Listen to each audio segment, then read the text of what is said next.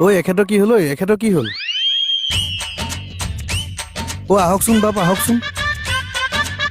উশাহটো এৰিবলৈ হাক দিছিলে যে হেঁচি দে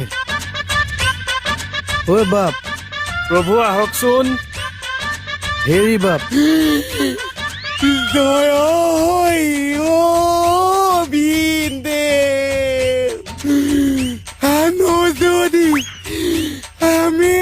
এই বাপ আহকচোন কি হৈছে